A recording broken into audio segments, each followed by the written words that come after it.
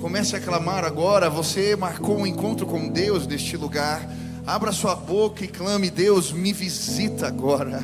Eu preciso que o Senhor me tome pelas mãos. Eu preciso que o Senhor me leve a lugares novos. Eu preciso, Deus, da tua direção para a minha vida. Eu preciso de ti.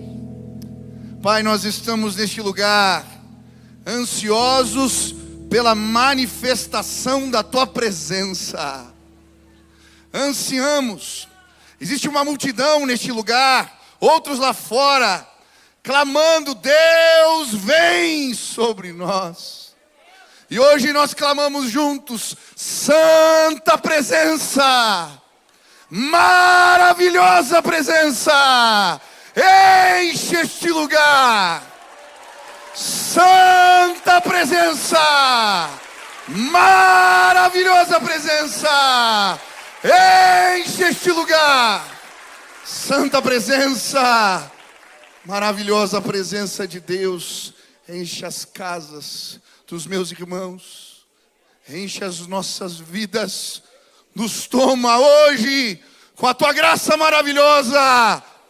Vem neste lugar, você pode clamar comigo: Santa presença, maravilhosa presença, enche este lugar, Senhor.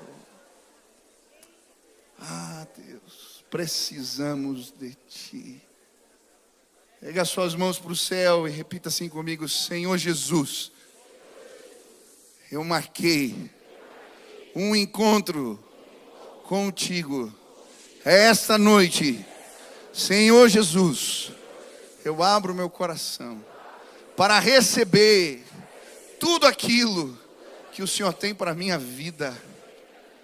Fala comigo agora, em nome de Jesus. Amém. Você pode aplaudir ao Senhor. Aleluia. Aleluia. Abraça quem está do seu lado, diga: que bom que você está aqui. Deus vai se revelar a você hoje. Essa é uma noite de bênçãos. Você é uma bênção. Que privilégio podemos cultuar a Deus juntos.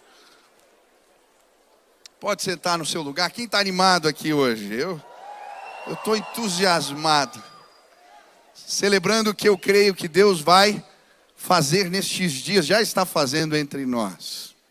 Alguns anos atrás, eu fui convidado para pregar no Corpo de Bombeiros. E eu lembro bem, estava na época de pandemia, e eles me colocaram num guindaste, sabe aquelas cabines do Corpo de Bombeiros? E para eu não ter contato ali, os bombeiros ficavam na janela e eu preguei daquela cabine. Mas naquela manhã, eu tinha colocado o celular para despertar, e cedinho ele tocou, e eu desliguei, sabe, pus na soneca para ele tocar um pouco depois. E nesse inteirinho que eu desliguei, eu tive um sonho. Talvez influenciado pelo alarme, eu ouvi uma buzina tocando no meu sonho, e uma voz que me dizia: quando o alarme tocar, eles precisam estar prontos. E de novo, quando o alarme tocar, eles precisam estar prontos. Quando eu cheguei no Corpo de Bombeiros, eu logo perguntei para o coronel Prestes, que me recebeu ali: como é que vocês se preparam quando a buzina toca? E ele começou a me explicar: pastor, nós dormimos fardados. Nós deixamos já a mochila ali do lado do caminhão. Porque quando a buzina toca, nós temos 2 minutos para sair. Segundos representam vidas.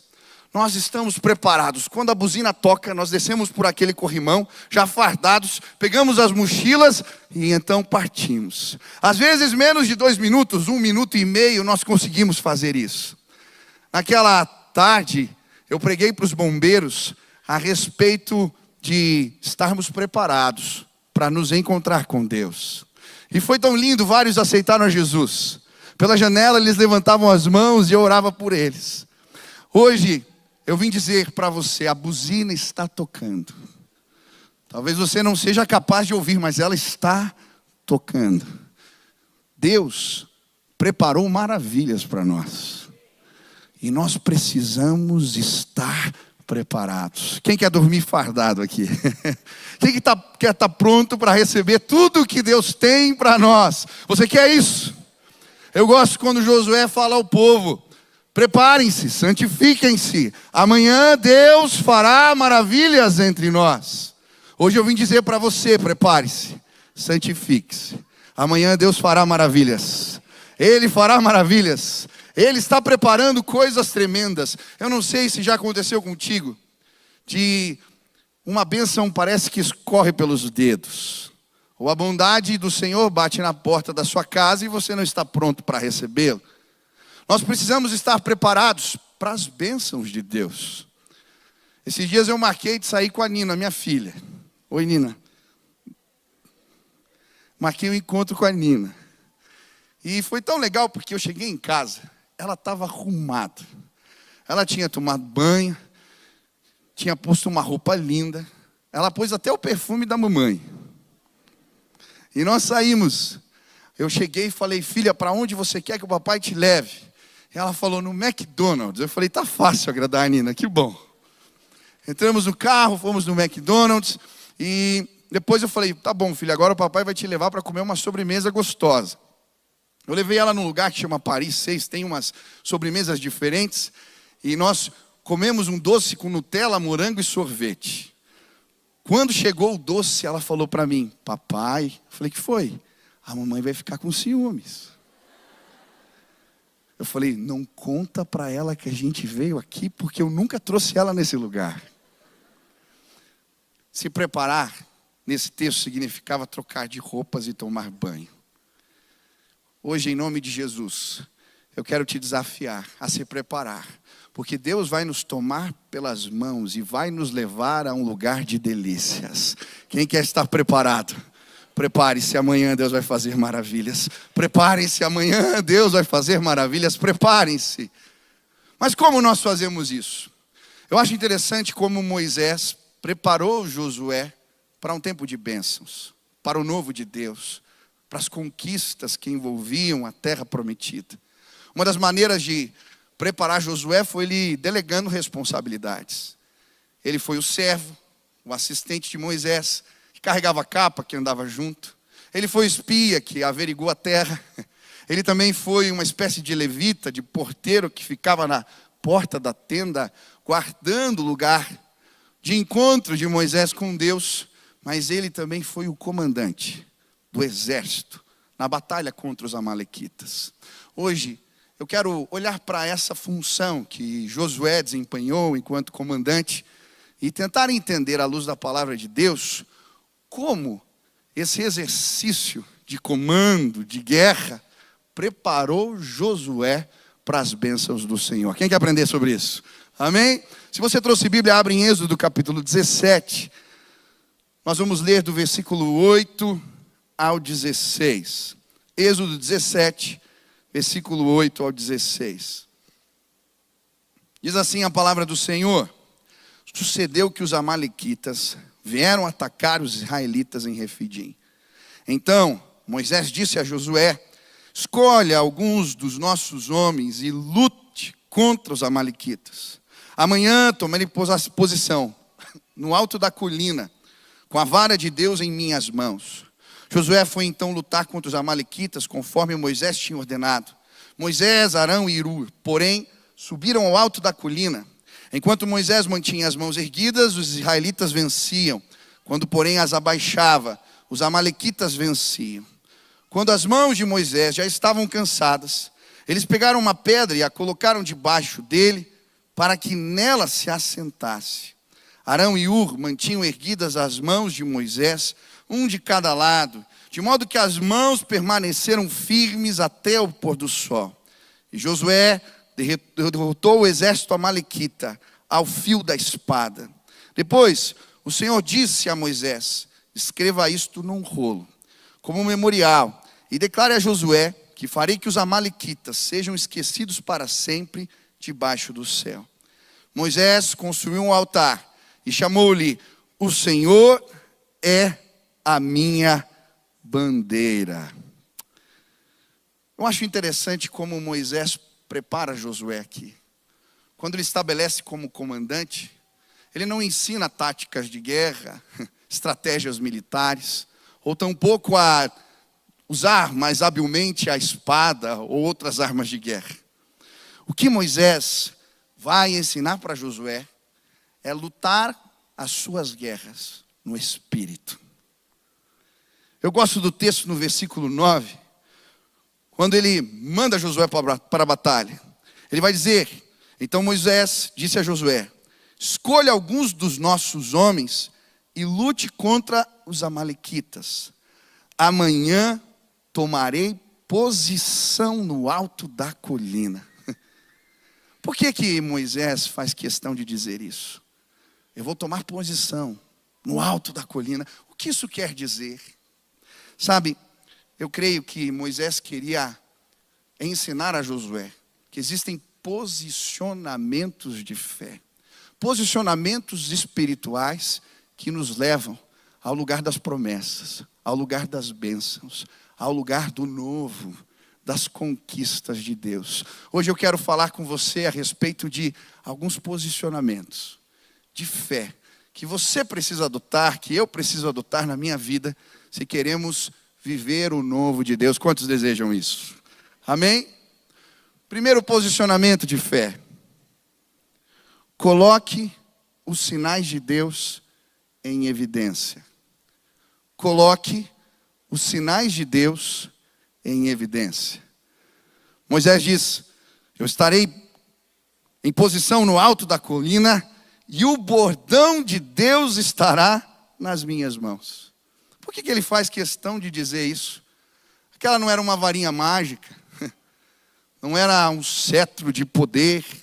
Por que ele sobe a montanha e faz questão de enfatizar: olha, eu vou estar lá em cima, mas o bordão de Deus vai estar nas minhas mãos. Sabe, aquele bordão, na verdade, representava um sinal de Deus no meio do povo. Foi com aquele bordão que Moisés enfrentou o faraó. Foi com aquele bordão que ele tocou as águas do Nilo e elas se transformaram em sangue. Foi com aquele bordão que ele ergueu os braços sobre o Mar Vermelho e viu o povo atravessar a pé enxuto. Também foi com aquele bordão que ele tocou na rocha, no meio de uma seca, e mananciais de água fluíram da pedra. Aquele bordão, ainda que não fosse mágico, ele era um sinal de que Deus estava fortalecendo o seu povo. Sabe, quando nós estamos procurando o Senhor, mesmo no meio dos embates que a vida nos proporciona, quando olhamos para o alto, procuramos o Senhor, Ele deixa sinais para fortalecer a nossa fé. Os sinais de Deus já chegaram na sua vida de alguma forma? Eu podia contar tantos sinais maravilhosos que fortaleceram a minha fé, mas eu quero contar um sinal que Deus derramou sobre a vida de um amigo. Quem conhece o pastor Paulo Davi aqui?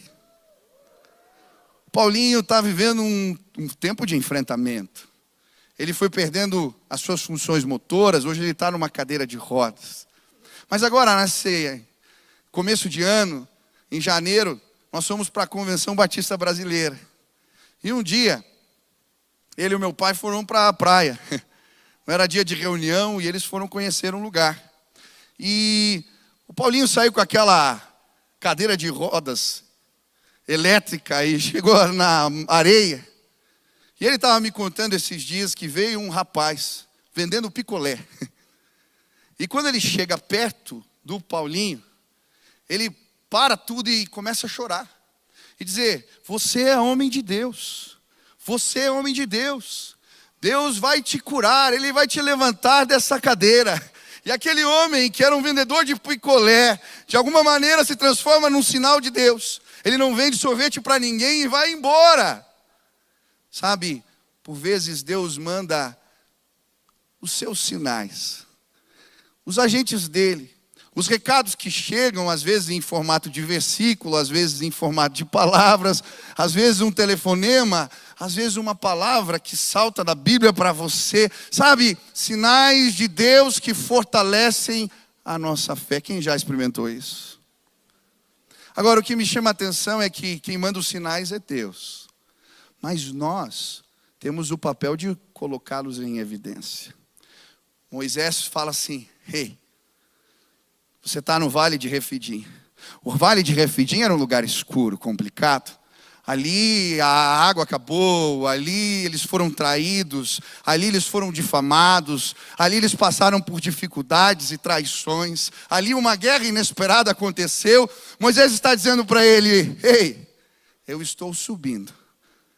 E o sinal, o bordão de Deus vai estar no alto da montanha. Na hora que a guerra estiver acirrada embaixo, olha para cima. A hora que as coisas estiverem complicadas, olha para cima. Eu já coloquei o cajado em cima da montanha. Hoje eu vim dizer para você, nos tempos de enfrentamentos, precisamos levar cajados para cima das montanhas. Colocar os sinais de Deus em lugares altos, para que possamos olhar para eles e não desistir dos propósitos de Deus. Eu recebi uma palavra tão linda, eu estava cheio de medos. No começo desse ano eu recebi um versículo, Jeremias 20:11, de um amigo. O Senhor, porém, está ao seu lado como um poderoso guerreiro. Sabe o que eu fiz?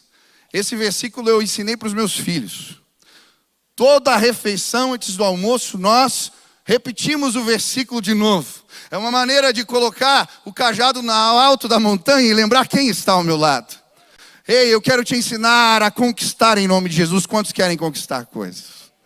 Por vezes Deus deixa sinais, preste atenção. Eu lembro bem, quando eu comecei no ministério trabalhando com adolescentes, um dia eu estava orando e Deus falou comigo: Olha, o seu campo missionário são as escolas de Curitiba.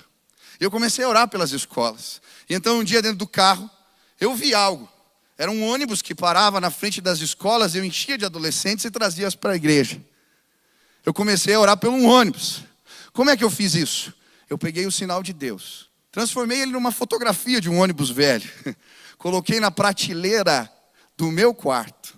E toda vez que eu passava por aquele lugar, eu falava: Deus, me dá esse ônibus. Deus, me dá esse ônibus. Deus, me dá esse ônibus. Eu estava colocando o cajado em cima da montanha. Mas sabe o que aconteceu? Em algumas semanas, um atleta ficou sabendo que eu queria de um ônibus.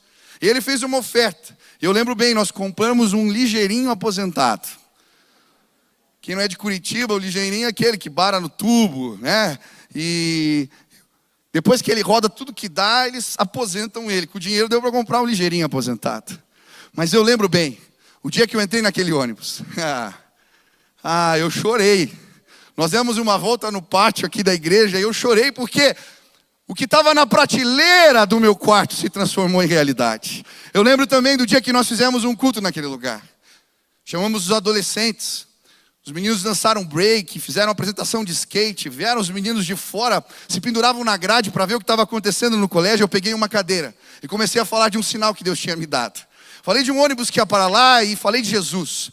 Naquele dia, os meninos aceitaram a Jesus, eram tantos, os que estavam na grade colocavam a mão para dentro do colégio e diziam: eu também quero Jesus. E eu ia nas grades dizendo: que Deus te abençoe, que Deus te abençoe, que Deus te abençoe. Em poucas semanas, toda sexta-feira, saía um ônibus lotado, das colégios públicos aqui da cidade, e um monte de adolescente chegava na igreja. Sabe por quê? Eu coloquei o cajado em cima da montanha. Eu tenho tantos cajados. Quando a gente mudou para esse lugar, era muito grande para fazer o culto dos jovens. Eu fui comprar biombos para deixar esse lugar mais intimista. Eu lembro que eu pedi uma amostra para o vendedor, ele me entregou um pedaço de alumínio. E ele perguntou: para que é isso, pastor? E eu falei. Ele falou: pastor, eu te dou a amostra, mas eu não vou vender os biombos para você. Eu falei: por que você não quer ganhar dinheiro? Pastor, acho que está faltando fé para você. Esse lugar vai ficar pequeno. Sabe o que eu fiz? Eu entendi que aquele era um sinal de Deus. Eu peguei a amostra, coloquei a data e coloquei a promessa do Senhor. Está lá até hoje. No meio dos livros, eu pus na estante. E eu passava: Deus vai encher esse lugar de jovens. Olhe para o lado o que Deus está fazendo. Em poucas semanas já não dava mais. Hoje tem gente na galeria, tem gente na capela, no ginásio. Deus é tremendo. Eu gosto de colocar cajados em cima das montanhas. Esses dias eu dei pro meu pai um presente. Eu coloquei lá no quarto, na casa dele, a foto do culto que nós fizemos na Arena da Baixada. Eu tenho no meu gabinete também. Sabe por quê? Quando nós fomos para a Baixada, era para fazer um culto numa tenda para 6.000 jovens. O rapaz que estava me levando para o tour falou: pastor, você não quer conhecer o campo de futebol? Aqui eu torço para o Atlético Paranaense. Eu falei: lógico que eu quero. Ele me levou lá para o vestiário. E ele falou: pastor, espera um pouquinho, eu vou pôr o som da torcida. E daqui a pouco começa aquele barulho de multidão. E ele diz: pode subir. E eu começo a subir as escadas ouvindo aquele barulho de multidão. E quando eu ponho o pé no gramado, eu vi aquele lugar lotado. Falei: meu Deus, o culto vai ser aqui. Nós não tínhamos dinheiro. Nós não tínhamos controle sobre a agenda do clube. Nós não tínhamos tanta gente para colocar naquele lugar, mas nós tínhamos uma visão. Nós colocamos ela em evidência e começamos a orar por isso. E nós já fizemos 2 cruzadas. Batemos o recorde de público da Baixada aqui no estádio em Curitiba. Não foi jogo da Copa do Mundo, não foi nada diferente. Deus fez algo especial. Coloque cajados em cima das montanhas. Eu quero colocar mais 2 cajados aqui. Visões que Deus deu nesse tempo. Eu falei aqui que a minha mãe tinha um sonho de ter uma torre de oração, lembra? Que a gente ia orar lá pela cidade, mas não dá para construir aqui. E na reunião de pastores, Deus nos deu uma visão. A torre da Telepar vai ser a nossa torre de oração. E eu comecei a orar por isso. Nós tiramos uma foto na reunião atrás da torre. Vai virar quadro na minha casa. Mas essa semana eu liguei para o vice-prefeito e contei meu sonho para ele. Ele amou a ideia. Ele falou: pastor, espera um pouco, mas nós vamos dar um jeito de fazer isso acontecer em breve. A igreja do Senhor Jesus vai estar na torre, um ponto turístico dessa cidade, todos juntos declarando: a violência vai acabar, Deus vai abençoar essa cidade. Ei, hoje eu quero colocar o cajado em cima da montanha junto com você. Ontem a Ana me deu uma palavra. Ela me falou a respeito do terreno do lado. Ela disse para mim que sentiu no coração que Deus quer nos dar esse lugar. Quem é da igreja há muito tempo sabe quanto nós oramos. Era um bingo ali para que aquele lugar fosse nosso. Quando ela me disse isso, eu lembrei. Eu creio. E ela deu uma palavra tão específica. Eu vou fazer mais um quadro para colocar lá no meu quarto. Deus falou com você também ontem sobre isso? Falou contigo também sobre isso? Também com você sobre isso? Você também lá atrás, meu Deus! Aleluia! Eu vou, você também, meu irmão? Aleluia, nós vamos colocar, você também? À tarde, Deus falou contigo. Amém. Nós vamos colocar então esse quadro lá na parede de casa. Se quiser, coloca na sua também. E nós vamos começar a orar em nome de Jesus. Se Deus quiser fazer, quem pode o impedir? Custa 90, 100 milhões, não importa, para Deus não é nada. Quantos creem no poder de Deus aqui?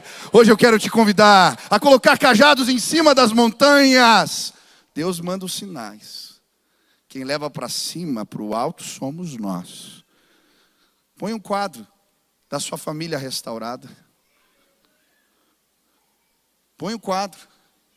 Eu não sei quais são os sinais que Ele já te deu. Coloque eles em evidência. E Deus vai fazer maravilhas entre nós. Aleluia.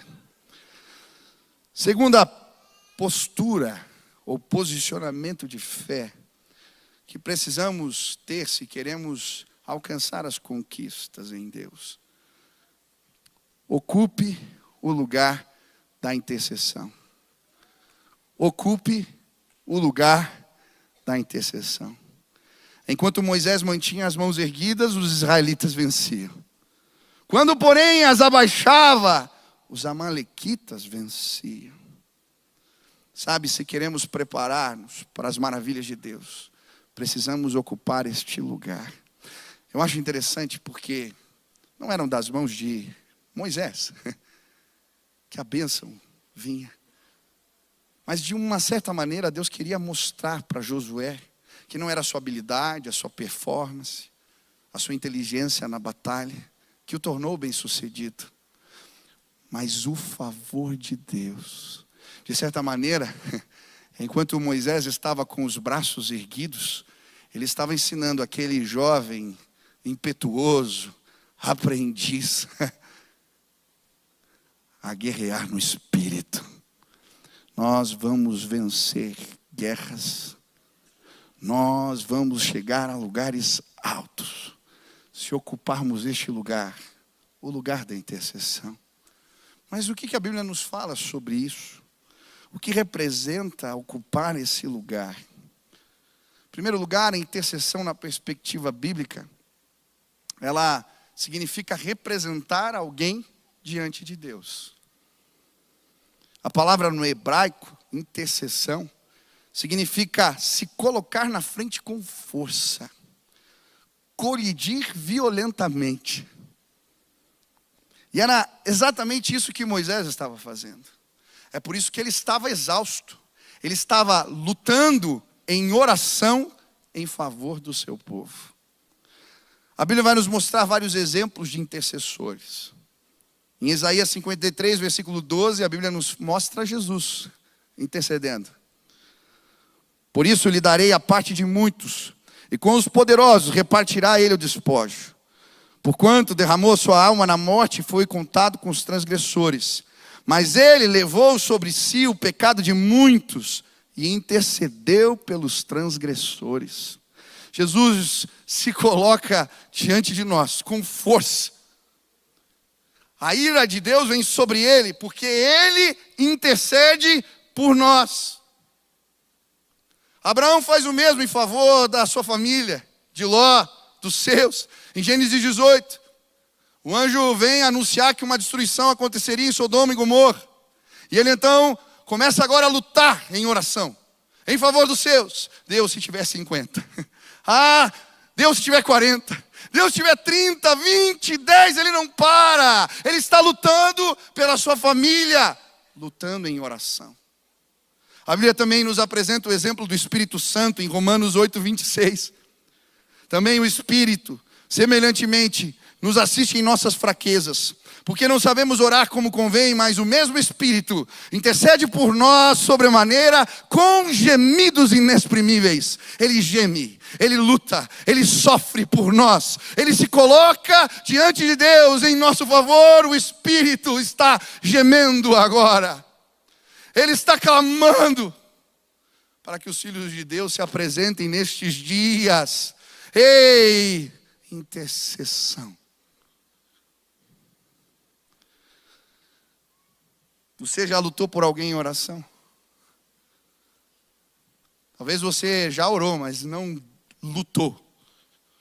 Não se colocou violentamente, com força, de forma intencional, em favor de alguém. Quando ocuparmos este lugar, veremos coisas espantosas acontecerem. Eu lembro, eu era um seminarista, num quarto de acampamento, com um monte de adolescentes que não queriam ouvir a devocional. Eu lembro que eu saí do quarto frustrado e perguntei: Deus, o que eu posso fazer? Eles não querem ouvir. E Deus me disse: se coloque na posição de intercessão por eles. Tinha mais um crente no quarto. A gente estava num chalé com 14. Quando os meninos foram dormir, nós dobramos os joelhos e começamos a orar. Madrugada dentro, pedindo: Deus, faz algo aqui. Nós lutamos por aqueles meninos na madrugada. Nós fizemos isso a noite toda. No outro dia de novo, e quando era o 4º dia de acampamento, eu lembro, nós estávamos orando aquele dia um pouco mais alto. Estávamos literalmente guerreando em favor daqueles meninos, intercedendo por eles em oração, e de repente, um mover de Deus começa a acontecer no quarto. Um menino de cueca desce a beliche e começa a chorar, mas ele não chorava, ele gritava. E ele começa a se arrepender dos seus pecados e confessá-los em voz alta. Ele dizia: eu não aguento mais, parem, eu não aguento mais. E ele começa a falar tudo que ele estava fazendo, e de repente um outro desce. E o outro vem. E de repente todos os meninos estavam clamando e gritando dentro do quarto. Nós não tínhamos feito nada, apenas experimentado o poder da intercessão. Quem trabalhava comigo nos adolescentes, nós começamos a fazer isso em todos os acampamentos. Quando os meninos iam dormir, nós nos ajoelhávamos no quarto, orávamos por eles. Quantas vezes demônios se manifestavam durante a madrugada, enquanto nós estávamos orando ali. Sabe por quê? Hoje você veio a esta casa para aprender a lutar pelos seus no Espírito. Quando nos colocamos neste lugar, Deus faz coisas incríveis. Eu quero te desafiar a lutar pelos seus filhos, a se colocar nessa posição em favor do seu marido, da sua esposa, daqueles que você quer ver se converterem na sua casa. Existem promessas de Deus para os que intercedem pelos seus. Isaías 44, 3, 5, preste atenção. Quantos são pais aqui? Derramarei o meu espírito sobre a sua posteridade e a minha bênção sobre os seus descendentes. Um dirá, sou do Senhor. Outro escreverá na sua própria mão, sou do Senhor. Outro por sobrenome tomará o nome de Israel. Aleluia. Interceda pelos seus. Outra promessa, Isaías 54, 3. A Bíblia diz que eles conquistarão cidades e nações. Isaías 54, 13 diz, eles serão ensinados pelo Senhor. E grande será a paz das suas crianças. Aleluia. Os seus filhos vão ser ensinados pelo próprio Deus. Ele vai se revelar na sua casa. Interceda. Salmo 144, 12. Eles serão como planta viçosos e colunas de palácios. Aleluia. Joel 2, versículo 28 e 29. Eles profetizarão e terão visões. Salmo 112, versículo 1 e 2. Eles serão poderosos na terra. Ei, ocupe esse lugar. Ocupe esse lugar. Talvez você seja filho, seus pais não são convertidos. Eu tenho histórias e mais histórias que eu já ouvi aqui. De filhos que se colocaram nesse lugar em favor dos seus pais e a família inteira se converteu. Ei, em nome de Jesus, você vai ver a sua casa servindo ao Senhor. Você vai ver a sua casa servindo ao Senhor. Se coloque no lugar da intercessão. Segundo lugar, interceder significa uma entrevista com Deus. 1 Timóteo 2,1 diz, antes de tudo recomendo que se façam súplicas, orações, intercessões e ações de graça por todos os homens. Agora a palavra no Novo Testamento, no grego, ela tem outro significado. Ela significa entrevista. Nessa perspectiva, a intenção tem a ver com alinhamento de propósito. Quando Deus revela os propósitos dele para mim, e em oração eu luto para que esses propósitos se cumpram. É uma entrevista.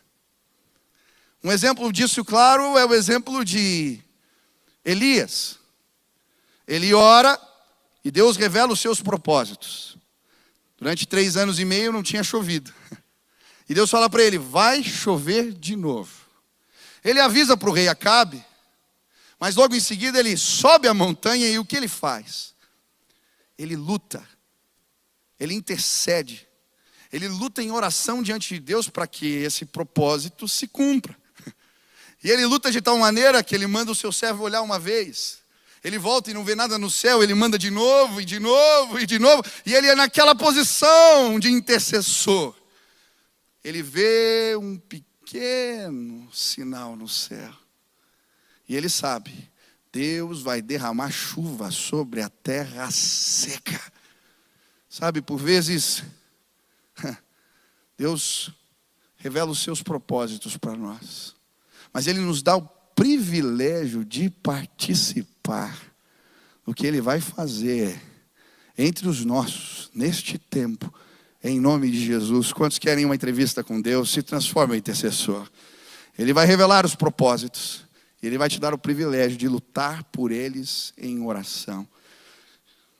Provavelmente você já ouviu falar do que está acontecendo em Asbury.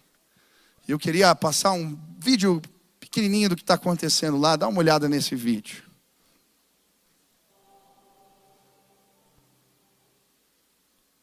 Glória. Aí.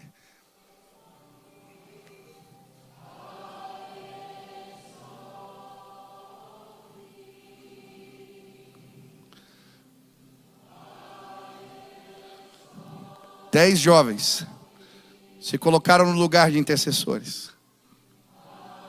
Era para durar uma noite. Já faz mais de 10 dias. As pessoas não param de chegar. Existem filas quilométricas para fora da capela. As pessoas não conseguem entrar, então nas capelas vizinhas estão fazendo cultos também. Você pode ouvir as canções das ruas. Um jovem foi dar um testemunho falando da sua situação como imigrante. E as pessoas, enquanto ele dava o testemunho e falava das dificuldades e de como Deus estava intervindo, elas jogavam dinheiro para ajudar aquele jovem. Um mover de liberalidade. Um mover de Deus tremendo aconteceu. Por quê? 10 jovens se colocaram no lugar de intercessão. Enquanto eles estendiam suas mãos, Deus começou a cumprir os seus propósitos sobre a terra.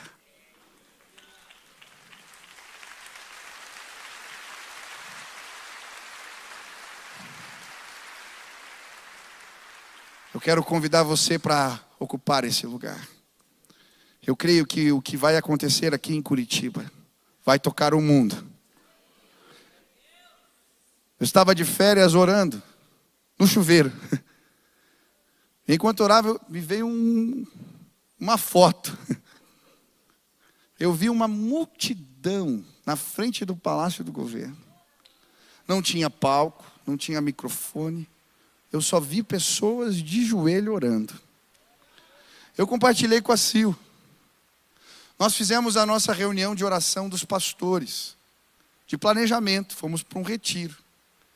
E nós estávamos orando pelo movimento de oração da nossa igreja. Eu pedi para que cada um escrevesse, talvez um versículo, uma palavra, se vissem algo, e compartilhasse. Enquanto nós estávamos compartilhando, o Paulinho levantou a mão. Ele falou: eu vi algo aqui. Eu vi algo. Eu vi uma multidão na frente do Palácio do Governo. Estavam todos de joelhos. Não tinha banda, não tinha nada. Era uma multidão apenas orando. E eu disse: eu vi a mesma coisa no chuveiro, há algumas semanas atrás. Eu não sei o que vai acontecer, mas eu tenho uma plena convicção. Deus está nos chamando o povo de Deus nessa cidade para se colocar no lugar de intercessão. As nossas vitórias virão do alto. Erga suas mãos.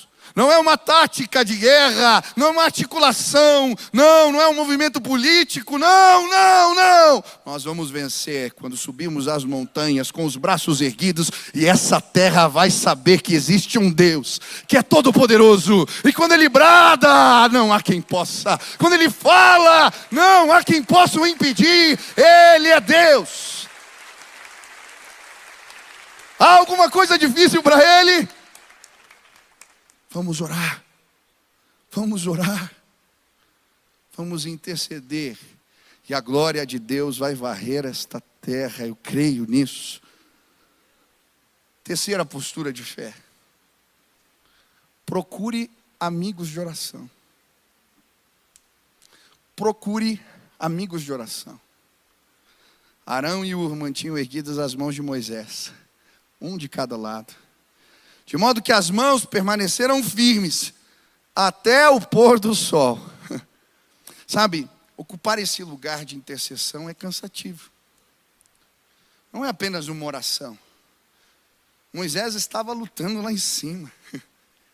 E chega um momento que ele é tomado pelo cansaço. E é nesse instante que os amigos chegam. Os amigos de oração.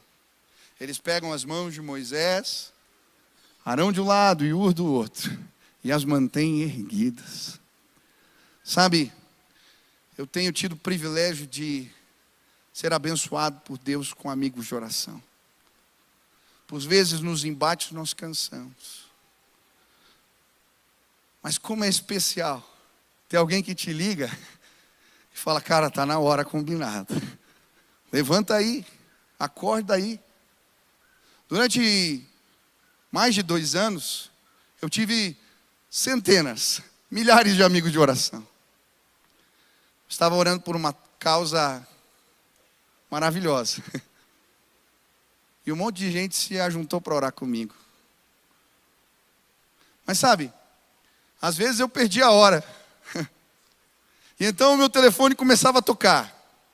Eram os amigos de oração dizendo: Michel, está na hora. O povo está esperando. E eu chegava atrasado, descabelado na live de oração. Mas nós orávamos. E tantos milagres aconteceram.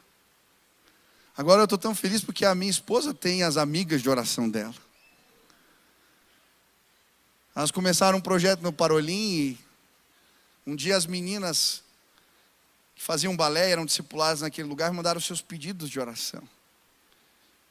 E ela e as líderes desse projeto ficaram tocadas, porque eram problemas muito sérios. Então alguém começa a orar 3 horas da manhã. Junta com mais outra amiga, e esse ano Deus fala com a Sil sobre o exército da madrugada. E agora eu estou dormindo à noite, e de repente eu começo a ouvir minha esposa chorar. Está lá o computador aberto, mais umas 10 amigas no Zoom.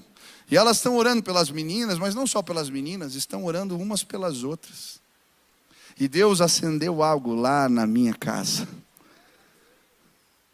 Eu estava pedindo para Deus me dá um amigo de oração, assim também. E Deus me mostrou quem vai ser meu amigo. Vai ser o Benício. Esse ano vai ser o Beni. Eu estava orando, Deus falou para mim: você precisa ensinar o Beni a orar. Um dia eu estava fazendo a live de oração e quando eu olhei para o lado, ele estava do meu lado. Eu falei: filho, o papai vai orar agora, quer orar comigo? Ele estava com o olho meio fechado assim, olhando. Ele falou: quero, pai. E aí ele veio do meu lado. Falei: ó, pai de manhã ora andando porque eu tenho sono. E aí a gente começou a orar. Ele de mãozinha dado comigo, nós fomos na cozinha. E nós íamos andando pela sala, pelo corredor, pelos lugares de casa. E eu ia dizendo: Deus, visita o meu filho. Deus, visita a minha casa. Deus, faz algo novo. Sabe, essa semana eu fiz isso de novo com o Beni. Eu quero que ele seja o meu amigo de oração. E nós vamos ver coisas tremendas do poder de Deus, filho, acontecendo juntos.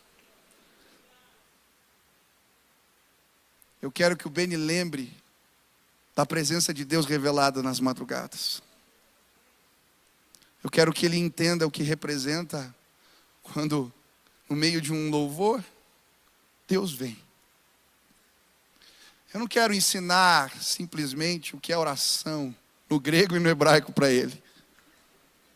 Eu quero que ele veja os meus passos cansados, a dificuldade para acordar cedo, mas para ocupar uma posição que faz toda a diferença e muda tudo. Sabe o que precisamos? De pais que levantem os seus filhos, de irmãos que acordem seus irmãos, de amigos que acordem mais cedo para acordar uns aos outros. A liderança dessa igreja vai fazer isso em nome de Jesus. Os pastores vão incomodar uns aos outros, os diáconos também, os líderes de célula e supervisores, e nós vamos nos colocar no lugar que Deus nos chamou para estar. Nós vamos subir a montanha, estender as mãos, e a glória de Deus vai cair neste lugar. Quantos querem subir nesse lugar junto comigo? Quantos querem convidar amigos de oração? Talvez Deus colocou alguém no teu coração hoje.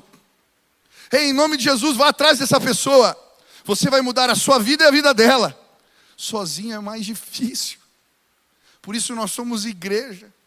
Durante mais de 2 anos eu não furei uma devocional porque eu tinha amigos de oração. Você vai viver isso em nome de Jesus. Nós vamos ver coisas novas. Quantos querem ter amigos de oração? Última lição e posicionamento, e eu quero encerrar. Se o teclado quiser vir aqui, já me ajuda.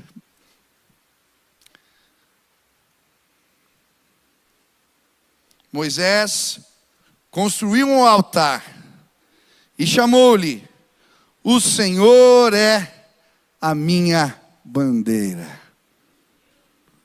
E Moisés construiu um altar e chamou-lhe: o Senhor é a minha bandeira. quando ocupamos essa posição, Deus nos permite transformar realidades no poder do seu Espírito. A água tinha acabado. Uma confusão se instalou. Eles estavam no vale de Refidim, e Moisés chamou aquele lugar de Meribá, lugar de contendas. Uma guerra acontece, no mesmo vale, no mesmo lugar. Uma guerra inesperada acontece, no vale de Refidim. Moisés se coloca com os braços erguidos. Seus amigos vêm e o ajudam a se manter nessa posição. E uma vitória inexplicável acontece. Quando a guerra acaba, aquele homem de Deus pega algumas pedras. E ele começa a construir um altar. E então, aquele lugar que antes ele havia chamado de Meribá, agora ele chama Yahvé Nissi. O Senhor é a minha bandeira. A palavra bandeira, talvez a melhor tradução fosse estandarte. Não é uma simples bandeira. Essa é uma bandeira de guerra que levamos para as batalhas. O estandarte era isso. O que Moisés estava dizendo é: eu levei Deus para as minhas guerras, e Ele transformou Meribá em lugar de vitória. Hoje eu vim colocar uma bandeira nas suas mãos. Deus já fez isso. Ele colocou uma bandeira nas suas mãos. Nós vamos visitar os lugares de confusão desta terra, e no poder do Espírito declararemos: Yahvé Nissi. A vitória do Senhor chegou. A vitória do Senhor chegou. A vitória do Senhor chegou. A vitória do Senhor chegou. Nos últimos meses eu vi tanta confusão, tanta briga, tanta discórdia. Mas hoje eu peguei a minha bandeira, o meu estandarte. Eu vim fincar hoje sobre esse altar e declarar: Yahvé Nissi, aleluia. A minha bandeira é o Senhor. Eu não sei que tipo de confusão se instalou perto de você. Realmente não sei. Talvez Meribá represente a sua casa hoje. Um lugar de discórdias, de conflitos, de confusões. Deus colocou uma bandeira nas suas mãos. Talvez Meribá para você represente o lugar onde você estuda. Tanta discórdia e confusão ali. Mas o Senhor é a sua bandeira. Yahvé Nissi. Talvez você olhe para o lado, no lugar onde você mora, ou pela janela, e o que você vê é confusão. Hoje Deus vai tocar pessoas nesse lugar. Você vai transformar realidades no poder do Espírito Santo. Você vai transformar realidades no poder do Espírito Santo. Você vai transformar realidades no poder do Espírito Santo. Você vai transformar realidades no poder do Espírito Santo. Ei, se levantem, jovens. As faculdades são nossas.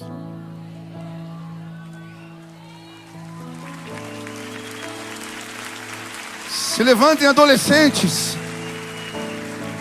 As escolas são nossas. Se levantem, professores. Deus colocou uma bandeira nas suas mãos. Talvez o caos se instalou na porta da sua casa. Realidades vão ser transformadas no poder do Espírito Santo. Nós começamos um projeto social nessa igreja, o contraturno escolar, o projeto Agir, e pedimos para que eles mandassem os piores alunos. Eles vão lá de tarde, mas sabe, Deus colocou uma bandeira em nossas mãos. E no poder do Espírito Santo, esses meninos estão começando a tirar nota alta. Eles estão mudando de comportamento. Esses dias, eu fui almoçar num restaurante. Eu estava comendo e de repente vem um garçom. Ele disse: você pode ficar de pé? Eu falei: achei estranho. Posso te dar um abraço? Eu disse: pode. Eu quero te agradecer. Eu falei: por quê? Eu estava morando na rua. E o projeto da Cristolândia veio me buscar. Eu estou trabalhando hoje, eu refiz a minha vida. Obrigado por acreditar na gente.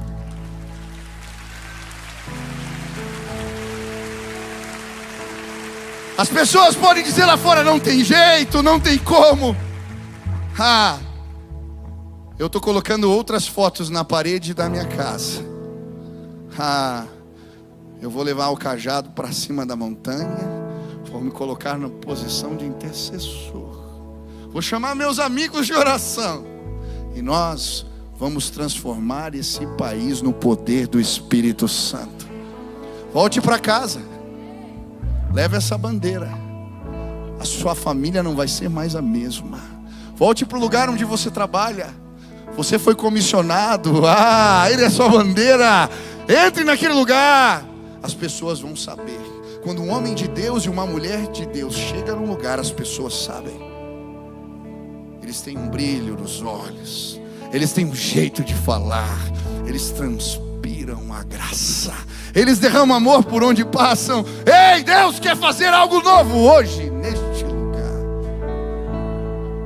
Eu quero trocar de roupa e tomar banho. Eu quero estar pronto. Porque quando meu pai chamar, eu quero sentar na mesa do banquete. Preparem-se. Amanhã Deus fará maravilhas entre nós. Preparem-se. Venham, jovens. Comecem a orar nas madrugadas. Orar pelas cadeiras vazias. Amanhã Deus fará maravilhas entre nós. Nós vamos ver Deus transformando as coisas no poder do Espírito Santo. Se hoje você quer se comprometer com Deus,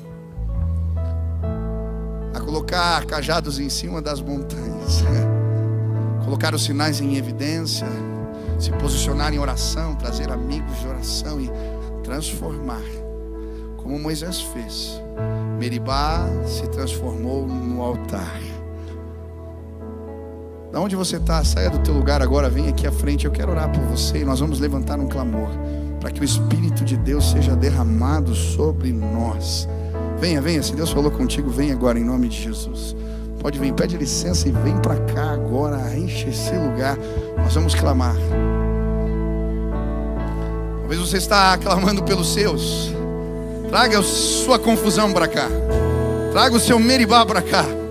Venha, venha, venha, venha, venha agora. Faça deste lugar um memorial, porque aqui algo novo do Senhor começou na sua história. Venha agora em nome de Jesus. Desça das galerias, venha, venha, venha, se ajoelhe, se coloque na presença e peça que Ele te visite. Venha, venha, venha, venha, venha, venha, venha, venha, em nome de Jesus. Amém, amém. Amém, nós vamos orar. Venha, venha, venha, se Deus falou contigo. Isso. Venha, venha, venha, venha, se Deus falou contigo. Talvez você vai apresentar uma situação específica diante de Deus agora. Quero te desafiar a fazer isso. Fazer isso. Isso. Amém, em nome de Jesus. Nós vamos orar agora. Onde você está? Coloque na presença do Senhor. Muitas pessoas vindo da galeria, é isso. Pai querido, nós queremos clamar agora na autoridade do Teu nome, que o Teu Espírito repouse neste lugar. Queremos clamar que hoje uma fogueira seja acesa nesta casa. Existem centenas, milhares que estão trazendo seus gravetos. Pai, que um movimento de oração que vai começar aqui nestes dias possa tocar o mundo, Pai, em nome de Jesus. Levanta intercessores nessa casa. Levanta gente violenta, gente que luta no espírito, gente que se coloca diante de Deus. Pai, em nome de Jesus, agora se torna irresistível nesse lugar. Que o clamor do Espírito possa ser ouvido nesta casa. Pessoas vieram aqui, Deus, trazendo Meribá, lugares de confusão, situações complexas, complicadas, que se apresentam diante deles. Mas eu quero clamar que possamos erguer as mãos e ver a Tua glória de novo. Nós cremos, Pai, que um posicionamento de fé e de oração pode transformar as coisas. Por isso, que a bandeira de guerra, o estandarte seja colocado na mão dos Teus servos. Que eles possam ir e conquistar em nome de Jesus. Que eles possam ir e conquistar. Que realidades sejam transformadas em torno, em volta dos Teus servos. Agora, Pai, derrama da Tua autoridade, derrama da Tua unção sobre a vida dos Teus filhos. Que haja um despertar no meio do Teu povo. Que haja um despertar no meio da Tua igreja. Faz algo novo hoje aqui. Manifesta a Tua glória. Nós clamamos assim. Revela o Teu poder hoje nesta casa. Vem, Espírito de Deus. Coloca um manto de autoridade sobre os Teus servos. Que eles enxerguem diferente, que eles andem diferente. Que o Teu nome seja exaltado. Hoje aqui nesta casa, derrama da Tua graça e do Teu favor.